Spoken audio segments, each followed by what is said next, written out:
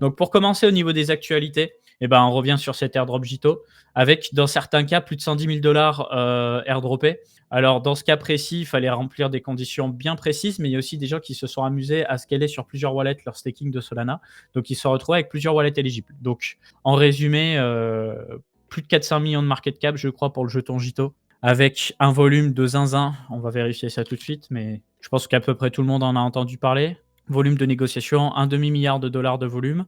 Où se passe ce volume? Principalement sur Binance, du coup, avec Coinbase, Bybit, KuCoin en deuxième, troisième et quatrième place.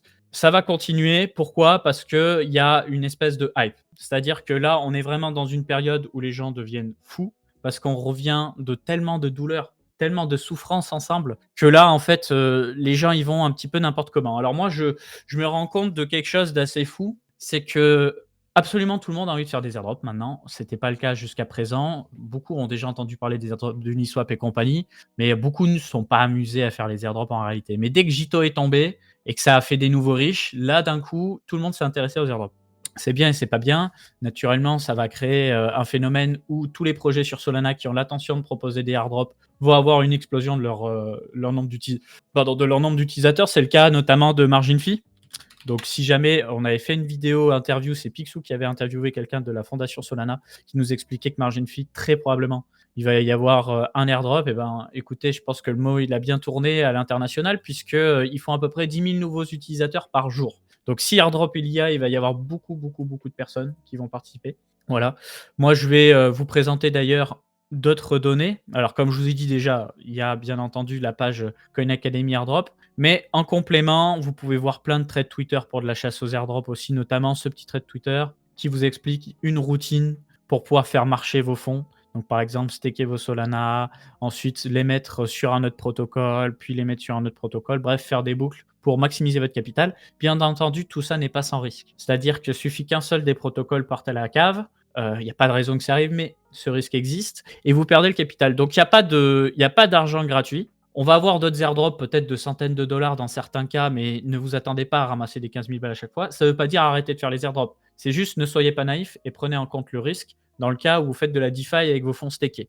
Ensuite, moi, ce que je vous invite à faire, c'est pas d'avoir tous vos fonds sur un même wallet, essayez de scale sur plusieurs wallets, mais putain, je sais, ça fait beaucoup de conditions, ça risque de vous paumer, mais en gros, le fait de scale sur plusieurs wallets, ça vous évite les piratages et ça vous permet aussi de potentiellement toucher un airdrop sur plusieurs wallets. Cependant, les protocoles les plus solides, on va dire, vont avoir des protections anti-Sybil, c'est-à-dire qu'ils vont être capables d'identifier le lien entre les différents wallets. Donc faites attention à ne pas vous faire flaguer tout au wallet et vous retrouver à toucher 0 airdrop comme ça a pu arriver à l'époque sur d'autres protocoles. Donc franchement, des routines, il y en a plein. On a un dossier sur les airdrops qui arrive sur Coin Academy, d'abord pour les membres du club, puis après disponible au global. Vous le savez, le club, vous pouvez y accéder en achetant un de nos NFT qui coûte une trentaine de dollars une seule fois. C'est pas un paiement récurrent. Et ensuite, une fois que vous avez ce NFT, vous le liez à votre Discord, vous le liez au site, à votre compte sur le site Coin Academy, vous accédez à tous ces dossiers-là. On a déjà fait un dossier sur un rapport Gaming Web 3 et on va avoir un dossier sur les airdrops très, très, très, très complet qui a été fait par notre associé 0x Leroux.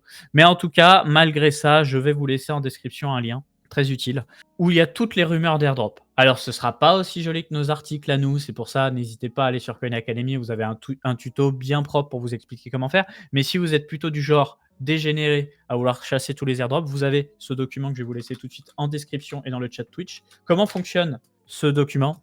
Tout simplement, par défaut, vous avez tout, absolument tout, tout, tout, tout, tout. Et ensuite, vous pouvez filtrer par chaîne. Donc, vous pouvez tout sélectionner, tout effacer. Vous pouvez dire, moi, par exemple, j'ai envie de participer aux airdrops exclusivement sur Avalanche et sur Solana. Hop, vous faites OK, ça va filtrer. Vous regardez les protocoles indépendamment. Voilà, des fois, c'est lancé, des fois, c'est bon à farmer. Vous regardez tout ça. Ça reste un document sommaire, hein, vous n'avez pas tous les détails, mais déjà, ça vous permet d'avoir une vision rapide. Vous couplez ça avec des Filiama, où vous allez regarder justement l'onglet chaîne. Et sur la blockchain sur laquelle vous avez l'intention de farmer un peu les TVL pour voir si vous avez un truc assez connu, mais pas trop quand même. Pas trop quand même pour être sûr de croquer un bon airdrop s'il y en a un. Et assez connu pour pas travailler dans le vent parce que tout le monde va pas faire des airdrops. Beaucoup vont en faire, mais tout le monde ne va pas en faire. Donc, je pense que tout le monde va forcer sur les airdrops. Là, tout le monde a les yeux rivés sur Solana. Moi, je pense naïvement, l'avenir me donnera raison ou tort, qu'Avalanche peut proposer quelque chose parce qu'en ce moment, Avalanche a son petit moment de gloire. Le jeton monte, on a les projets GameFi qui prennent un petit peu de valeur. Et puis, ça a toujours été un layer qui suivait Solana, à mon sens. Parce que même si c'est un layer 0, c'est un layer qui est performant, qui est né sur le même cycle, donc pourquoi pas. Hack de Platypus Finance, il y avait 2 Français qui avaient piraté le protocole. Pour être précis, ils avaient attaqué un smart contract, ils avaient réussi à récupérer de la valeur à l'intérieur du smart contract. Le protocole a attaqué en justice les 2 hackers et les hackers ont été acquittés provisoirement, c'est-à-dire que pour le moment ils sont acquittés, mais ça ne veut pas dire que Platypus ne peut pas faire appel ou les attaquer sur d'autres arguments. Mais en tout cas, la justification du juge, ça a été de dire, bah, écoutez, le smart contract, il est ouvert à tout le monde, donc en l'occurrence, ils ont exploité le code. Et eux, de leur côté, pour se protéger, ils ont dit aussi être des hackers éthiques, c'est qu'ils comptaient après rendre les fonds contre une prime. Donc il faut savoir que du point de vue de la défense, attention, je ne blanchis pas le diable dans cette affaire, mais c'est vrai que c'est intéressant. Parce que déjà, le premier argument, c'est de dire, bon, bah, il n'a pas attaqué une plateforme ou une base de données, il a attaqué un smart contract. Vous êtes les premiers à dire, voilà, c'est ouvert, etc. Donc, servez-vous. La première chose. La deuxième chose, c'est que la défense, en fait, elle est intéressante en disant, je suis un hacker éthique, je voulais prendre ma prime. Acquitté pour le moment, mais pas acquitté pour toujours. Ensuite, Cosmos Hub. Donc cette fois, on va parler de l'écosystème Cosmos avec Osmosis et UXchain. Vous vous souvenez peut-être de Yumi, qui était un petit peu le AAV de l'écosystème Cosmos. Yumi, qui est donc un protocole de prêt, emprunt, etc. Et donc là, l'idée, c'est de fusionner. Donc dans un premier temps, il faut savoir que ces 2 protocoles ont chacun leur jeton. Dans un premier temps, on ne touche pas au jeton. On continuera d'avoir un jeton Osmo et on continuera d'avoir un jeton UXchain. L'idée, c'est que dans un temps 1, si la proposition passe, on aurait le code de Yumi, enfin UXchain, qui serait intégré directement à Osmosis. Et puis potentiellement, dans un second temps, avoir un token unifié pour gérer la gouvernance globale des 2 marchés. Ça permettrait d'avoir un Osmosis on stéroïde. Alors, moi, je vais vous donner mon avis sur cette information. C'est que Cosmos, comme d'hab, idéologiquement, on aime bien. Fondamentalement, enfin spéculativement, on aime moins. On a un Osmosis quand même qui a fait des performances récentes, pas déconnantes, on va pas se mentir. Sur ces derniers mois, on a fait un quasiment x4 depuis le bottom pour Osmosis. C'est pas mal du tout, honnêtement. Après, on peut relativiser vis-à-vis du fait qu'il a fondu comme du sucre à son lancement. S'ajoute à ça aussi le crash Terra Luna qui a défoncé en fait l'écosystème Cosmos. Donc là, on peut voir le cours du prix unitaire du Osmo. Si on regarde la capitalisation boursière, c'est pas non plus hyper différent, mais normalement, c'est moins agressif. Moi, ce qui m'énerve avec Cosmos, je vais vous donner mon avis tranché, c'est qu'ils ont une situation un petit peu monopolistique sur Cosmos, donc ça, parce qu'ils ont le meilleur produit pour le moment, je le comprends. Mais on nous a annoncé de l'intégration d'Ethereum, du cross-chain, du machin. On n'a quasiment rien vu concrètement. La seule chose qu'on a vu, c'est l'Osmosis, je crois que ça s'appelle Osmosis Frontier, qui est le Osmosis Degen, pour ceux qui ne connaissent pas. Je ne sais même pas si ça existe encore. Si ça existe encore, voilà, si vous ne le saviez pas, sur Osmosis, vous avez certains actifs de listés. Sur Osmosis Frontier, vous en avez beaucoup plus. Des actifs moins connus liés à l'écosystème Cosmos. Cristiano Ronaldo impliqué dans un litige juridique de $1 milliard avec Binance. En vrai, qu'est-ce qui se passe? En gros, vous savez, Cristiano Ronaldo a fait de la publicité à Binance au travers d'Instagram avec des clips vidéo, ce genre de choses, sans forcément énoncer très clairement que c'était sponsorisé, qu'il était rémunéré, même si je pense que ça va sous le sens. Donc, bon, je mets des parenthèses là-dessus. C'est une plainte collective qui a été faite. Elle a été faite aux États-Unis et le principal plaignant, c'est Michael Sizemore.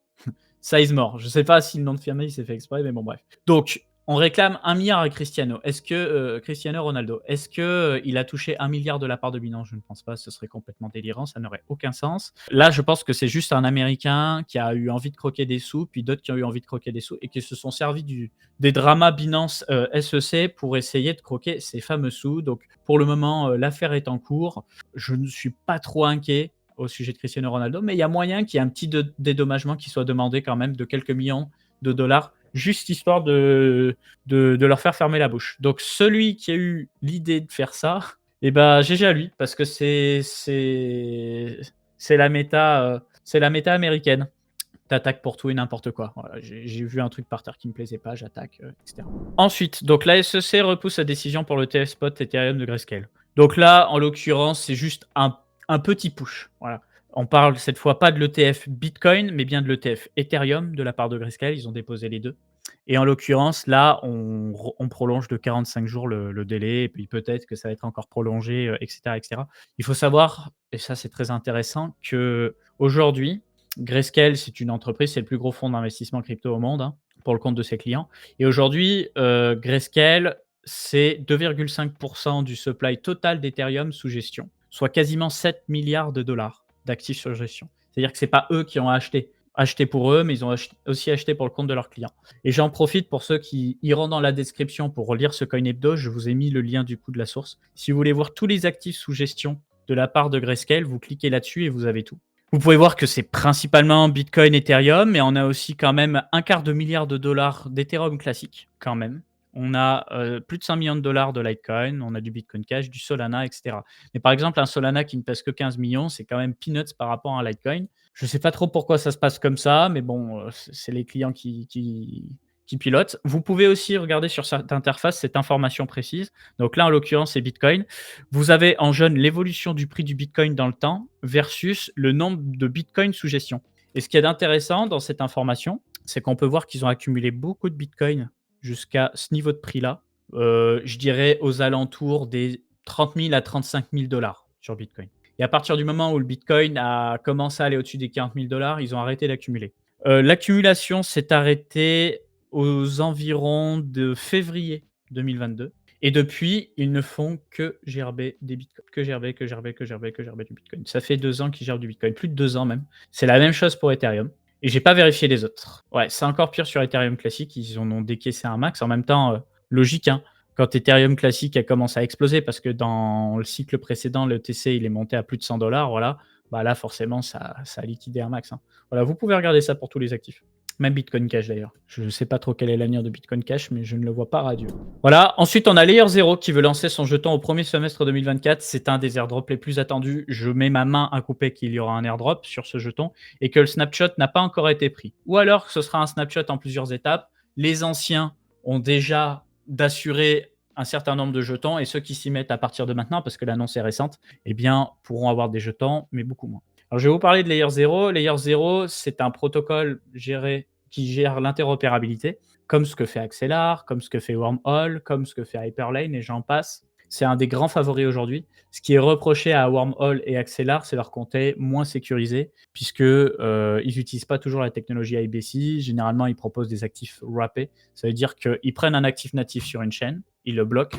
Ils créent un actif dérivé sur une autre chaîne, ils le débloquent. Et le problème avec ça, c'est que si jamais un pirate informatique arrive à exploiter une faille sur un protocole de finance décentralisée ou directement sur Axelar, il va pouvoir faire joujou avec les jetons des deux côtés. Donc ça fait que la masse monétaire des jetons, elle est un petit peu biaisée et ça peut devenir très problématique pour le prix à la fin. Layer 0 est censé apporter un peu plus de sécurité par rapport à ça, même si j'ai un doute sur le fait que ce soit la sécurité optimale par rapport à d'autres protocoles d'interopérabilité.